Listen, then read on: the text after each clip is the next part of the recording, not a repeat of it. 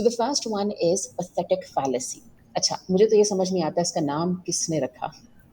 Pathetic fallacy, because there is nothing pathetic about it and it's not a fallacy. Pathetic fallacy basically हम उस language device को कहते हैं जिसमें writer weather और atmosphere बयान कर रहे होते हैं।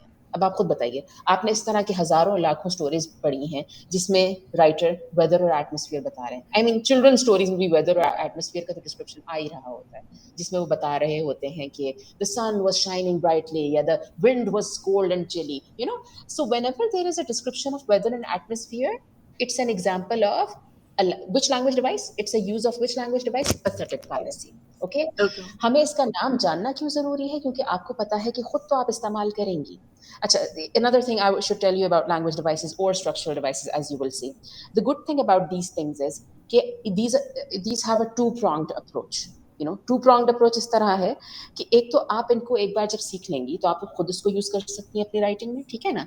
उसके अलावा आप इसको अपनी राइटिंग में यूज करने के अलावा दूसरों की राइटिंग्स में से हाईलाइट करके एनालाइज भी कर सकते हैं। सो एक तो यूजेबिलिटी के काम आएंगे नंबर 1, एंड नंबर 2 ये एनालिसिस के काम भी आएंगे दूसरों की राइटिंग में। डिवाइसेस इन डिटेल कवर करने होंगे। फिर हम एक बार एडवांस्ड पंक्चुएशन को भी देख लेंगे। बस आप समझ लें कि ये 3 पिलर्स हैं आपके, ये 3 सुतून हैं, ये 3 पिलर्स हैं जिसके ऊपर आपकी जीसीएसई की इंग्लिश खड़ी है, आईजीसीएसई इंग्लिश जो भी वो खड़ी है। अगर आपको इन तीनों चीज़ों पे अबूर हासिल हो गया है तो इंशाल्लाह आपका बहुत अच्छा लेवल बन जाएगा, बहुत अच्छा ग्रेड इंशाल्लाह आने के चांसेस होंगे। क्योंकि वंस आप ये थियरी लर्न कर लेती हैं, एग्जीक्यूशन में फिर ट्रस्ट मी, फिर चाहे आपका क्वेश्चन 1 हो इंग्लिश लैंग्वेज पेपर 1 का, या 2 या 3 या 4 या 5, या फिर पेपर 2 का क्वेश्चन 1, 2, 3, 4 या 5, कोई भी हो, you will be able to inshallah attempt it with finesse. और हाँ, ऑफ कोर्स उसमें हर क्वेश्चन के अंदर हम देखेंगे कि फिर भी यू नो पिलर्स तो बन गए हैं, मॉडल आंसर्स कैसे हैं, कौन सा अच्छा है, कौन सा क्या है, वो हम देखेंगे इंशाल्लाह। लेकिन एक बार आप समझ लो जैसा राइट ऑफ पैसेज नहीं होता है गुजरने का, एक बार आपने बस ये थियरी आपने इससे गुजरना है, लैंग्वेज डिवाइसेस के, स्ट्रक्चर डिवाइसेस के और एडवांस पंक्चुएशन के।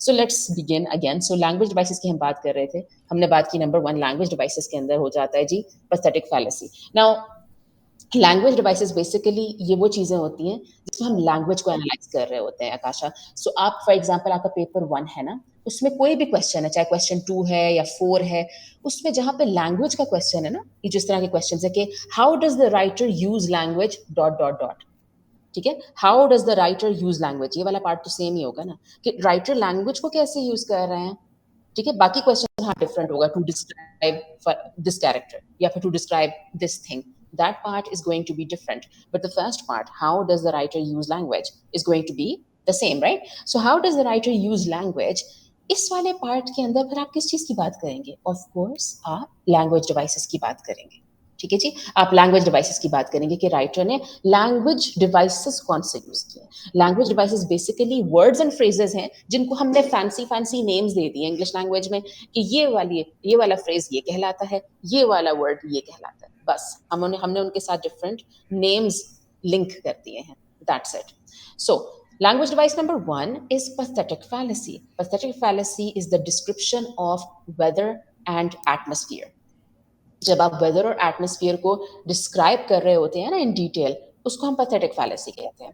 सो Akasha, can you give me an example of pathetic yes fallacy? Ma'am, इसके बारे में मैंने बहुत पढ़ा है। मैकबेथ की जब स्टार्ट में विचेस मिलती हैं, the first act 1 scene 1, hmm lightning thunder और rain will hmm meet again. Exactly, बिल्कुल। पैथेटिक फैलेसी की क्या जबरदस्त एग्जांपल आपने दी है मैकबेथ से कि जब विचेस उसको मिल रही होती है मैकबेथ को फॉर द फर्स्ट टाइम, तो राइटर ने, शेक्सपियर ने किस तरह सेटिंग की है कि ऑमिनस सा वेदर सेट किया है, thunder storm and dark clouds, एक बहुत ही स्पूकी किस्म का सीन सेट किया है। So that is pathetic fallacy, description of weather and atmosphere. और सिग्निफिकेंस क्या है इसकी? So, हमने तो समझ लिया कि पैथेटिक फैलेसी क्या है, it is the description of weather and atmosphere. Now what is the significance of it? What's the importance of pathetic fallacy? The importance is कि ये जो डिस्क्रिप्शन होता है ना पैथेटिक फैलेसी, जो वेदर और एटमॉस्फेयर का डिस्क्रिप्शन होता है, ये हमें मूड सेट करने में मदद दे रहा होता है। अब जिस तरह आप अपनी स्टोरी में अगर प्यारा सा कोई सीन बता रही हैं तो रेयरली आप उसको लिखेंगी कि जी बिजली कड़क रही थी और अल्लाह जाने बहुत ही स्टॉर्मी वेदर था, नहीं। अगर आप बहुत ही प्यारा सा सीरीन सा सेटिंग क्रिएट कर रही हैं अपनी स्टोरी में, you will say probably there were clear skies, या फिर if not exactly clear skies, it was relatively clear. The sky was not overcast, and it was a mild weather, it was beautiful breeze, so इस तरह का आप setting खूबसूरत किस्म का लिखेंगी. Pathetic fallacy helps to set the mood of the story. Good example given, you have understood it, very good. Now let's move on. So ये देखें, you already know it, but now you have a name for it. अच्छा जी, आपके लिखने लिखाने तक की तो बात आ गई. अब देखें, जिस तरह आपने एग्जाम्पल दी, आप इसको एनालिसिस में भी इस्तेमाल कर सकती हैं. जब आप फॉर एग्जाम्पल अपना ही, जब आप मैकबेथ का क्वेश्चन सपोज आपको इंग्लिश लिटरेचर पेपर 1 में आ जाता है, तो now when you will be analysing, अगर कोई भी आपको एक्सट्रैक्ट दिया जाता है from Macbeth, so amongst your points, ठीक है, अपने पॉइंट्स में से, अपने एनालिसिस में से, क्या आप पैथेटिक फैलेसी मेंशन कर सकती हैं कि by the way the writer has also used pathetic fallacy over here, if you find any pathetic fallacy, can you do that? Yes, ma'am. Sure, you can do that now and you have a name for it. So great, आप अपनी writing में भी इस्तेमाल कर सकती हैं, आप writer की राइटिंग में भी एनालाइज कर सकती हैं इंशाल्लाह. अच्छा, नेक्स्ट चलते हैं. नेक्स्ट ये बड़ा इंटरेस्टिंग है, पर्सोनिफिकेशन. अच्छा, पर्सोनिफिकेशन क्या होता है? पर्सोनिफिकेशन होता है Akasha when we attribute human qualities with non humans. What does that mean? मतलब मेरे सामने ही है ये दरवाजा, okay, and it's a non living thing, it's not a person, it's not a human being, लेकिन मैं इसके साथ ना ह्यूमन क्वालिटीज मंसूब कर दूं, तो ये पर्सोनिफिकेशन कहलाएगी. पर्सन इफिकेशन, आप सब देखो ना, पर्सन इफिकेशन, इफिकेशन मतलब बनाना, यानी we are trying to make a person out of something. हम किसी को इंसान बनाना चाह रहे हैं. किसको बनाना चाह रहे हैं? किसी नॉन ह्यूमन को, किसी नॉन लिविंग थिंग को, ठीक है. सो हम क्या करते हैं, हम क्या कहती हूँ, the door seemed to stand with robustness. अब डोर बेचारा नॉन लिविंग चीज है, वो इतना कोई सीना तान के रोबस्ट होके तो नहीं खड़ा हुआ, लेकिन मैं अपने डिस्क्रिप्शन में लिख रही हूँ, the door seemed to stand tall, you know, the door seemed to stand robustly. ओए होए होए. अब ये क्या है एग्जाम्पल? ये एग्जाम्पल है पर्सोनिफिकेशन की. इसी तरह बाहर हवा चल रही है, हम ये कह सकते हैं the leaves were moving in the wind, ठीक है, सीधी सी बात है, लेकिन नहीं, हम राइटर हैं, हमें ड्रामेटिक होने का शौक है, ठीक है जी. हम कहते हैं the leaves danced in the wind. अब ये डांस्ड क्या एग्जाम्पल है? ये पर्सोनिफिकेशन की एग्जाम्पल है, ठीक है. हमने एक सिंपल से सेंटेंस को जरा मजीद फैंसी बना दिया, चेंज कर दिया. किस तरह? पर्सोनिफिकेशन के through. Personification is when we link human qualities with non-humans. So, Kasha, can you give me an example of personification? Ma'am मैं आपको मैकबेथ से ही देती हूँ, but I might be wrong. But जब वो विचेस की प्रोफेसी थी कि Macbeth could never die and no woman born can kill him, तो they said Mm-hmm. That there was indication कि जब the wood would start moving towards his kingdom. Wow, what a beautiful example. Amazing when the wood would start moving. Exactly. अब हो सकता है, ये by the way जो आपने example दी बड़ी गहरी एग्जांपल है. ये बाय द वे हो सकता है हम आगे सिंबलिज्म में इस्तेमाल करें. सिंबलिज्म में ये एग्जांपल इस्तेमाल करें. आगे हम पढ़ेंगे ना, ये देखो सिंबलिज्म. आगे हम सिंबलिज्म पढ़ेंगे, हो सकता है हम उसमें इस्तेमाल करें, बट यू आर राइट, ये पर्सोनिफिकेशन की भी एक एग्जांपल है. क्यों नहीं? ये पर्सोनिफिकेशन की भी एक एग्जांपल है कि वुड तो मूव नहीं करता है ना, हमें पता है. राइट. Exactly. हम कोई लॉर्ड ऑफ द रिंग्स में नहीं रह रहे कि वहां पे ट्रीज चलना शुरू हो जाएंगे, ठीक है. तो पर्सोनिफिकेशन बेसिकली ये क्यों हो रही है? क्योंकि उन्होंने वुड को, एक नॉन लिविंग चीज को, उन्होंने कहा कि चलो it will start moving on its own. Personification हो रही है. या फिर another student of mine gave the example,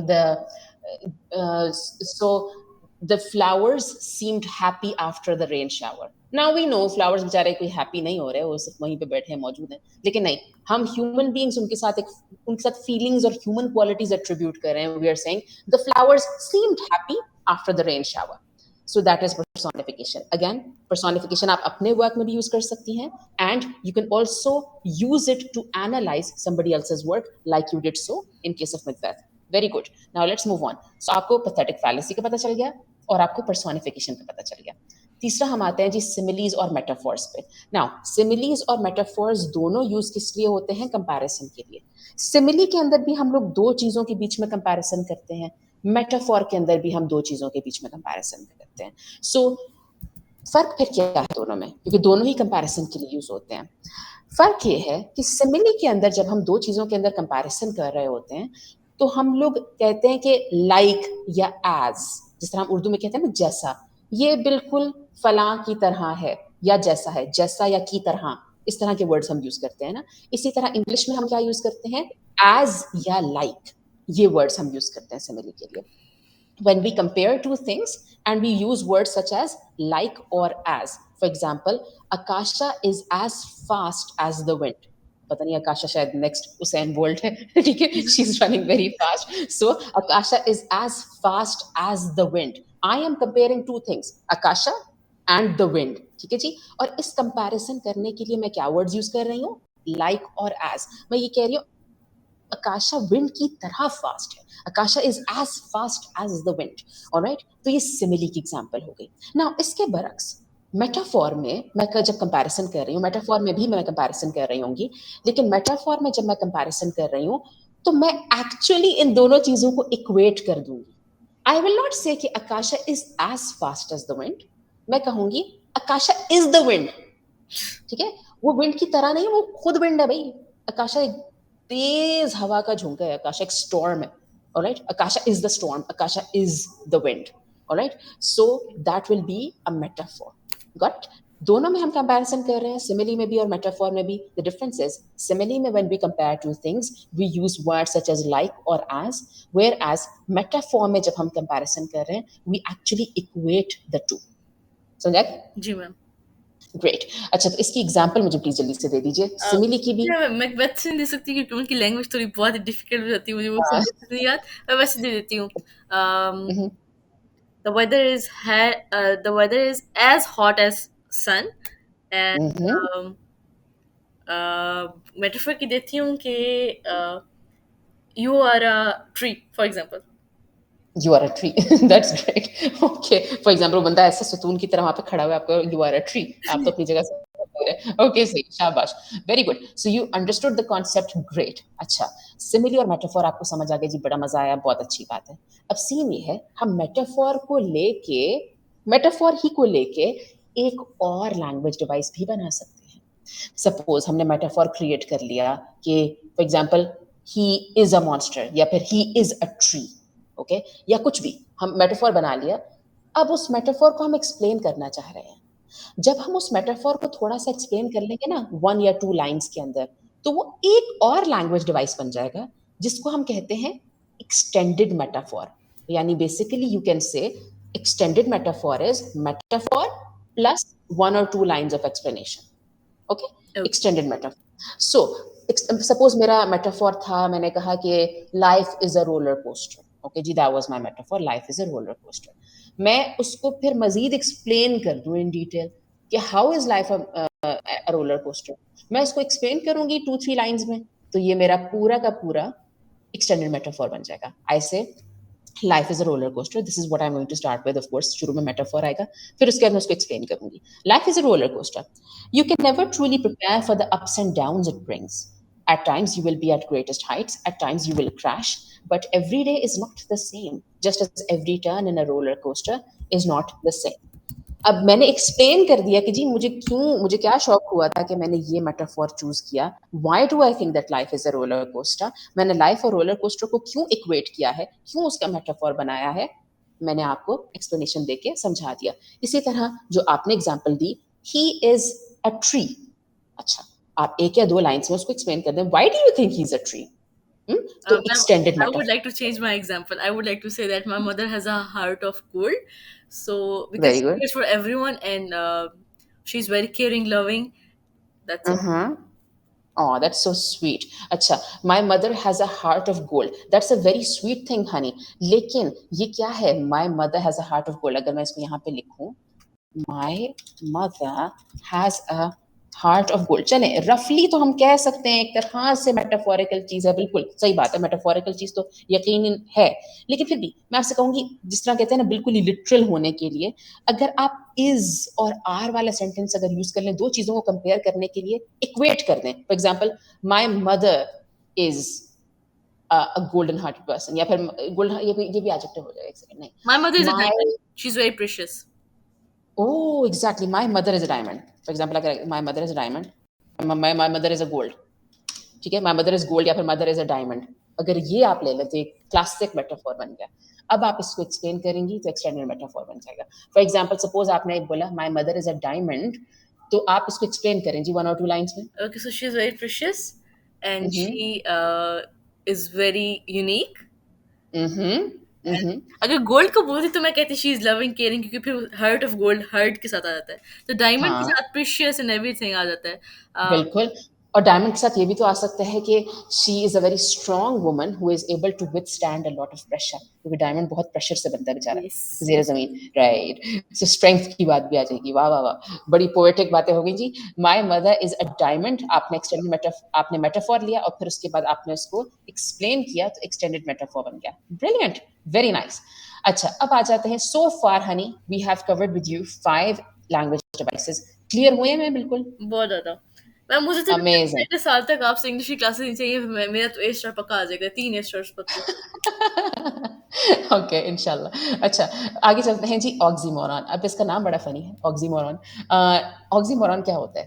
oxymoron basically when you have two opposite meaning words side by side, यानी एक के बाद दूसरा एक साथ ही इस्तेमाल हुए हुए होते हैं, एक साथ आ रहे होते हैं राइटिंग में ये दो वर्ड्स, और इन दोनों का ऑपोजिट मीनिंग है. इन दोनों का ऑपोजिट मीनिंग होता है, इसीलिए जब एक साथ आ जाते हैं तो बड़े फनी लगते हैं. अब फॉर एग्जाम्पल ये इन्होंने लिखा है यहाँ पे स्मॉल जायंट. अब कितना फनी लग रहा है ना एक साथ पढ़ते हुए स्मॉल जायंट. ये जायंट ठहरा जायंट, और स्मॉल मीन्स टाइनी. तो what do you mean by that small giant? When this occurs in a language, when this happens in a language, this is known as oxymoron. This is a language device. When two opposite meaning words are used side by side. Small giant. Akasha, आपके कोई example है जी oxymoron ma'am. की? Pretty अगली. Pretty ugly, brilliant example. Pretty ugly, very good. कुछ students और example दे रहे थे, कह रहे थे bitter sweet. Bitter sweet is also an example of ji. oxymoron. Very good. So small, giant, bitter sweet, pretty ugly. ये आपका oxymoron हो गया. Very nice. So you get the concept. What is an oxymoron?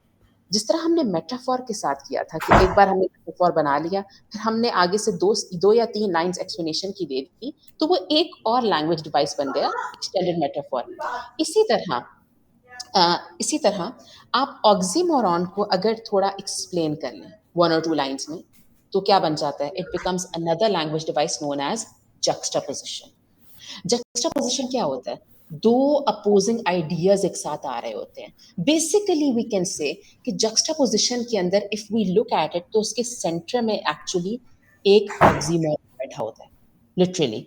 Alright. सो अगर हम oxymoron को 2 या 3 lines में explain कर दें तो बन जाता है जक्सटापोजिशन. अब सपोज मेरे पास था ये ऑक्सीमोरॉन यहाँ पे, स्मॉल जायंट. मैं उसको जब मजीद एक्सप्लेन करूंगी तो क्या बन जाएगा? जक्सटापोजिशन. मैं कहती हूँ स्मॉल जायंट है ना ऑक्सीमोरॉन, मैंने उसको यहाँ पे यूज किया और मैंने उसको एक्सप्लेन किया इन डिटेल. मैंने कहा the small giant tiptoed trying to reach the top shelf. अब मैं एक्सप्लेन कर रही हूँ कि वो बेशक जायंट की स्पीशीज में से था, लेकिन वो कितना स्मॉल था. मैं एक्सप्लेन कर रही हूँ इसको अपने ऑक्सीमोरॉन को. The small giant tiptoed trying to reach the top shelf. However, with his small arms and puny fingers, he couldn't grab the jar of jam. अच्छा, ये पता नहीं बड़ा ये अजीब सा जायंट है भाई कि ये स्मॉल है. मैंने इसको एक्सप्लेन कर दिया 2 या 3 लाइंस में, तो it became juxtaposition. Okay. So oxymoron को आप एक्सप्लेन कर देंगी, बन जाएगा जक्सटापोजिशन. आप इसको अपनी राइटिंग में भी यूज कर सकती हैं. आप इसको किसी और राइटर के वर्क में देखेंगी तो आप you can point it out कि आहा, ये तो ऑक्सीमोरॉन है, या फिर ये पूरा का पूरा जक्सटापोजिशन है, and you can analyse it as well. अच्छा जी. So far you have covered like 7 language devices so far, alhamdulillah. Now let's move on to this next one, symbolism. This one is a little deep, और ये काफी interesting भी है, थोड़ा सा deep है. सिंबलिज्म क्या होता है? Symbolism is Akasha when you have some object, लेकिन वो ऑब्जेक्ट सिर्फ ऑब्जेक्ट नहीं है, वो कुछ डीपर मीनिंग होल्ड करता है. ठीक है. फॉर एग्जाम्पल मेरे सामने सपोज रखी है जी वाटर बॉटल, और मैं कहूँ कि ठीक है ये वाटर बॉटल है, मैं लिख लूंगी this is a water bottle. But this in literature, specially in literature, language में भी लेकिन specially in literature, this water bottle is not just a water bottle. Maybe as a writer अगर मैं इसके बारे में लिख रही हूँ तो ये वाटर बॉटल सिंबल है किसी चीज का. इसका कोई डीप मीनिंग है? क्या डीप मीनिंग है? हो सकता है इसका डीप मीनिंग है सर्वाइवल का, यानी ये वाटर बॉटल रिप्रेजेंट करती है सर्वाइवल। अगर ये वाटर बॉटल मेरे पास होगी, I can quench my thirst, I can stay alive, but if I don't have this water bottle, I my chances of life become very dim. Okay, so मैंने क्या किया, मैंने एक सिंपल सी बेचारी मासूम वाटर बॉटल को लिंक कर दिया किसी डीपर मीनिंग से। Writers do that all the time. Okay, so symbolism is when objects have a deeper meaning. इसकी एग्जांपल्स देखते हैं। मैकबेथ में जो डैगर है, स्पेशली जब उसको विजन आता है मैकबेथ को डैगर का, सपोज हम लाइव ऑडियंसेस में बैठे हैं और हम देख रहे हैं ये प्ले, और हमने सपोज, ये बहुत एंशियंट टाइम्स की बात है जी, जब शेक्सपियर ने पहली बार ये प्ले एक्चुअली लोगों के सामने रखा था और एक्टर्स ने एक्ट किया था। सो उस टाइम पे सपोज हमें नहीं पता कि बहुत लंबी कहानी और इसमें ये होता है, suppose we are watching this for the first time, और हम देखते हैं कि उसकी विजन में हमें वो दिखा रहे हैं स्टेज के ऊपर डैगर दिखा रहे हैं, तो हमें क्या लगेगा, dagger was symbolism for death, ठीक है, and dagger is symbolism for death। है ये सिंपल एक dagger, okay, used to cut things, no, यहाँ पे वो डैगर सिर्फ एक डैगर नहीं है, ये ऑब्जेक्ट लिंक है एक डीपर मीनिंग के साथ। वो डीपर मीनिंग क्या है यहाँ पे, डेथ, कि हमें नजर आ रहा है उस विजन में कि when Macbeth sees this dagger, as audience members we are like, oh he is going to kill king Duncan, the death is going to occur. He is going to murder him. Dagger was symbolism for an incoming death scene. Example है symbolism की। इसी तरह हम एक और example ले लेते हैं रोमियो एंड जूलियट की, ऑफ कोर्स शेक्सपियरियन वर्क। इसमें जो क्लासिक रोमांटिक सीन है कि Juliet is standing on the balcony and Romeo is standing on the street. Okay, अब ये प्लेसमेंट जो है, जो लोग देख रहे हैं पढ़ रहे हैं वो कहेंगे, what a romantic scene. No, it's not just a romantic scene. Actually writer ने बड़े क्लेवरली इन दोनों को प्लेस किया in different positions.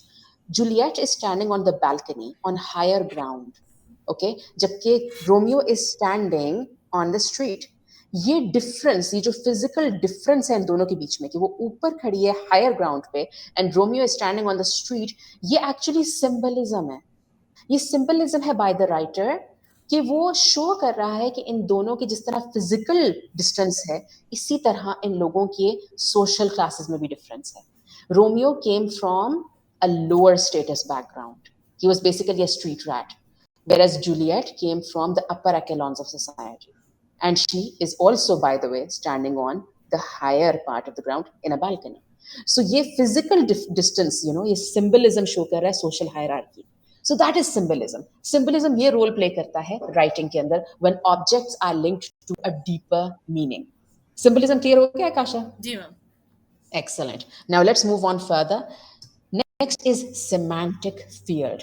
Semantic field को समझाने के लिए आप इस तरह इमेजिन करें कि एक सिमेंटिक फील्ड जब हम कह रहे हैं, तो आपने साइंस में पढ़ा है, सुना है इलेक्ट्रोमैग्नेटिक फील्ड, ठीक है, और न्यूक्लियर एनर्जी की फील्ड। सो फील्ड से हमें हमारे जहन में एक तस्वुर आता है गोल से दायरे का, चाहे वो एनर्जी का हो या किसी और चीज़ का, एक फील्ड जनरेट हो जाती है। सो इसी तरह सिमेंटिक का क्या मतलब होता है, सिमेंटिक्स यानी वर्ड्स, राइट। तो सिमेंटिक फील्ड का मतलब ऐसी फील्ड, ऐसा लिंक, ऐसी चेन या ऐसा दायरा जो वर्ड्स को यूज करके बनाया जा रहा हो, उसको हम सिमेंटिक फील्ड कहेंगे। मिसाल के तौर पे, let me give you an example, I will say a few words और आप मुझे बताइएगा कि आपके जहन में फिर क्या आता है। मैं कहूँ कि 6 फीट डिस्टेंस, ये एक फ्रेज है। दूसरा मैं आपको टर्म दूँ, हैंड सैनिटाइजर। कोविड। तीसरा मैं exactly see I didn't even finish, मैं अभी तीसरा और थर्ड एंड फोर्थ टर्म आपको दी भी नहीं, and you like it's covid, it's pandemic. Okay, so semantic field, suppose now imagine कि जो मैं आपको वर्बली दे रही थी, ये मैं आपको वर्बली एग्जांपल नहीं दे रही थी और आपके सामने एक्चुअली पैराग्राफ लिखा हुआ था जिसमें मैंने सिर्फ इस तरह की टर्म्स जो मैंने अभी बोली हैं हाईलाइट की हुई थी। ओके, सो मैंने हाईलाइट किया हुआ था 6 फीट डिस्टेंस, या फिर कॉफ्स एंड कोल्ड, या फिर हैंड सैनिटाइजर, या यू नो इन सब चीजों को मैंने, या फिर मास्क, अगर मैंने इनको हाईलाइट किया हुआ था तो ये एग्जाम्पल किसकी बन गए, आपने इनको लिंक कर दिया इन डिफरेंट टर्म्स और फ्रेजेस को, आपने किससे लिंक कर दिया, एक आइडिया से। वो एक आइडिया क्या है, जो पेंडेमिक हुआ था, राइट, आपने उससे लिंक कर दिया इसको। इसी तरह जो अच्छे राइटर्स होते हैं और स्पेशली जो आप लोगों को पैसेजेस दिए जाते हैं, उसके अंदर हमेशा ना सही तो अक्सर आप सिमेंटिक फील्ड स्पॉट कर सकते हैं, अक्सर आप सिमेंटिक फील्ड स्पॉट कर सकते हैं। So you can pick out, you can highlight a few words and phrases given in that passage. You can highlight it and then you can link it to form one central idea.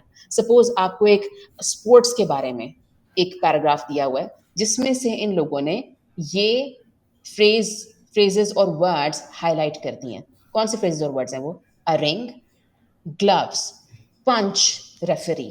अब देखिए कितनी interesting सी चीज है. अगर हम सिर्फ ring पढ़ें तो हमारे जहन में कभी भी ये बाकी चीजें नहीं आएंगी, लेकिन अगर हम ये सब चीजें एक साथ पढ़ेंगे तो हमारे जहन में एक फील्ड क्रिएट हो जाएगी, semantic field. You know that's the power of semantic field. क्योंकि अगर हम सिर्फ अ रिंग पढ़ेंगे तो हमारे जहन में कभी भी फाइटिंग और स्पोर्ट्स वाला सीन नहीं आएगा. हमारे जहन में आएगा कि a ring, oh it has to do with proposal, it has to do with some marriage ceremony, right? So जबकि अगर हम इन सब चीजों को लिंक कर लेंगे तो ये एक्चुअली बन जाता है अबाउट अ बॉक्सिंग मैच. एक रिंग है, यू नो, एक फाइटिंग रिंग है, ग्लव्स हैं, probably, you know, boxing gloves हैं. Then punch, maybe one player is punching the other, and then there is a referee to, you know, mediate the game. So ये एक semantic field create है जल्दी जल्दी, और बाकी बेशक हम कल कवर कर लेंगे, लेकिन अभी चलते हैं पार्ट 1 में ही आगे. Rhetorical question, I will come back to irony, वो थोड़ा सा ज्यादा लेंथी है. हम रिटोरिकल क्वेश्चन को पहले देख लेते हैं. रिटोरिकल क्वेश्चन क्या होता है? रिटोरिकल क्वेश्चन वो क्वेश्चन होता है जिसके अंदर हमें आंसर करने की कोई जरूरत नहीं होती है, क्योंकि ये वो क्वेश्चन होता है जो आंसर पाने की नियत से नहीं पूछा जाता. ये सिर्फ पूछा जाता है आपका जहन अपनी तरफ माइल करने के लिए, आपकी अटेंशन हासिल करने के लिए. Basically this question is asked to gain your attention, to spark your interest. That's why it's asked. So rhetorical question की एक एग्जांपल ये होगी, जिस तरह आपका पेपर 2, अभी तक हम पेपर 1 की बातें कर रहे थे ना, फिक्शन, इस तरह की राइटिंग वगैरह, क्रिएटिव राइटिंग. पेपर 2 है आपका, उसमें नॉन फिक्शन राइटिंग होती है. आप you are required to maybe write an article और अ स्पीच और समथिंग लाइक दैट, और an essay, right? So when you write that, उसमें इसे एग्जांपल ले लेते हैं. सपोज आपको क्लाइमेट चेंज के बारे में कोई एसे आया हुआ है और उसमें आप कोई मॉडल आंसर पढ़ रही हैं प्रिपरेशन के लिए, और आप देखती हैं कि उसमें एक स्टूडेंट ने बड़ा जबरदस्त किस्म का लैंग्वेज डिवाइस यूज किया. कौन सा लैंग्वेज डिवाइस उन्होंने यूज किया अपने एसे में? Rhetorical question. और उन्होंने रिटोरिकल क्वेश्चन यूज किया है किसी एक पैराग्राफ में. किस तरह यूज किया? For example they have said कि is this the kind of planet that we want to leave behind for our future generations? Now that's an example of a rhetorical question. That's an example of a rhetorical question. क्योंकि वो ये तो नहीं चाह रहे ना कि हम उनको आंसर करें कि yes या no, right? It's just a thought-provoking question. It's just a question there to serve as a question. It doesn't require an answer, right? Another very simple example of it is कि sometimes हम जब annoy हो जाते हैं और हम किसी दूसरे से कहते हैं are you kidding me? तो क्या कोई दूसरा बाउंड होता है कि हमें आगे से आंसर करे yes या no? No. Are you kidding me? It's just a rhetorical question. Okay? So a standalone sort of a question which exists only for the sake of questioning or for sparking attention or for provoking our thoughts, that is a rhetorical question. Rhetorical question को आप use कर सकते हैं बहुत सी different जगहों पे, लेकिन especially I would encourage कि अपने English language paper 2 के question 5 में आप लाजमी rhetorical question use करें. बहुत अच्छा रहता है. नॉन फिक्शन राइटिंग है यूज करने में, एनालिटिकल क्वेश्चंस यूज करने में बहुत अच्छा रहता है. और आर्गुमेंटेटिव एसेज में तो बहुत ही अच्छा रहता है. यू नो, आगे भी लाइफ में अगर आप कभी भी आर्गुमेंटेटिव ऐसे लिखें, आर्गुमेंटेटिव ऐसे, यू नो, जिसमें हम आर्ग्यू कर रहे होते हैं ना पॉइंट के ऊपर कि ये चीज है, मैं उसको इसलिए सपोर्ट कर रही हूँ वगैरह वगैरह, there that's a very great opportunity to use a rhetorical question. You know, for example मैंने आपको जो पिछली एग्जाम्पल दी थी, is this the kind of planet we want to leave behind for our future generations? ये है तो rhetorical question. Of course आप लैंग्वेज डिवाइस यूज कर रहे हैं, लेकिन ये इफेक्टिव भी तो है. यू नो, एक तरह से जहन नशीन कर रहा है सुनने वालों को और पढ़ने वालों को. It is basically making them think. You know, it might also have an effect on the readers, which is after all the quality of persuasive writing. So that's the purpose of using a rhetorical question. समझ आ गई आपको? जी मैम. Excellent. अच्छा, अब आ जाते हैं irony. Basically ये होता है when you are aiming to achieve one thing but the opposite happens. That is irony. That is irony in action. एक simple example इसकी क्या होगी irony की, कि suppose पूरी story में there was this one character XYZ जो कि strive कर रहा था to get his hands on a forbidden fruit. अब it could be any forbidden fruit, but he was basically vying for a forbidden fruit. Now what happens is, towards the end of the story, he is actually successful in getting his hands on that forbidden fruit. But the moment he does so, he loses all his teeth. That is an example of irony. ठीक है? एक चीज़ तो achieve हो गई, लेकिन जो चीज़ achieve करनी थी वो नहीं हुई। You know, जी बिल्कुल। मतलब characters were aiming to achieve one thing, but the opposite happened. That's irony. Okay, suppose आप कहें कि हमने जाना है जी मरी जाना है या किसी भी स्नो वाली जगह पे जाना है और आप वहां पे जाएं और इत्तेफाक से उसी दिन सन निकले और सारी स्नो मेल्ट हो जाए, राइट? तो exactly. That's an example of irony. जैसे मैम, आप वहां पे स्नो समिट करने जा रहे हैं और स्नो समिट करने, हाँ, जी जी, नहीं नहीं मैम, आप कंप्लीट करें। हाँ, आप स्नो समिट पे जा रहे हैं और स्नो समिट पे स्नो नहीं है। That's an example of irony, ठीक है जी। सो आप जी, अब आप बोलो। मैं बोल रही थी जैसे Macbeth wanted to be the king, उसने मर्डर कर हुँ, लिया, वो किंग बन गया, लेकिन किंगडम तो उसका फिर भी नहीं हुआ। Subhanallah, exactly. What a beautiful example of irony. What a brilliant example. An example that I have written over here is the gift of magi. बहुत common, बहुत actually not exactly common, but बहुत old and traditional Christian story है, the gift of magi. कि इसमें एक बहुत ही अच्छा generous किस्म का एक couple होता है, who are very very kind to one another and to their community. और वो एक दूसरे को गिफ्ट करना चाह रहे होते हैं कोई अच्छी सी चीज, may be on thanks giving या पता नहीं अल्लाह जाने कोई भी उनका जो ओकेजन होता है उस पर, लेकिन वो बहुत पुअर होते हैं, उनका ये मसला होता है। सो व्हाट हैपेंस इज, और ये आयरनी की एक किस्म है कि इसमें होता ये है कि they actually do buy gifts for one another, बड़े बड़ी मुश्किल से they buy gifts for each other, लेकिन it's an example of irony. किस तरह कि वाइफ गिफ्ट करती है अपने हस्बैंड को एक जबरदस्त किस्म की गोल्ड चेन, बिकॉज उसके पास होती है एक बहुत ही precious gold pocket watch, and she says कि ओहो इसके पास गोल्ड चेन क्यों नहीं है, so that he can easily lift his gold pocket watch.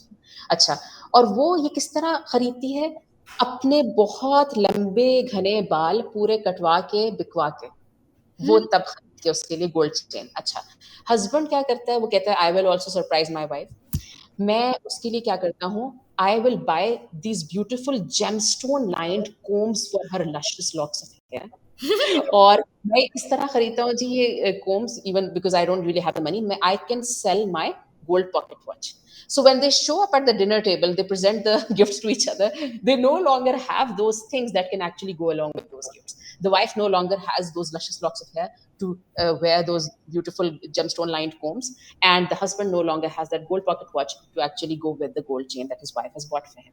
So that's an example of irony, when we aim to achieve one thing but the opposite happens. So माशाल्लाह बहुत अच्छे तरीके से आपने आयरनी को समझा, आपने आयरनी की मुझे एग्जांपल्स दी। सो आकाशा, अभी फॉर पार्ट 1 आप ये अब्सॉर्ब करें, ये आप अपनी लाइफ में इसकी मजीद एग्जांपल्स भी फाइंड करें। You can even write about more of these examples, you can find about it, you can read about it, you know. ये 11 language devices आपने आज कवर किए हैं, इंशाल्लाह we are going to cover a few more, and फिर आपकी upcoming classes में we're also going to go through structural devices.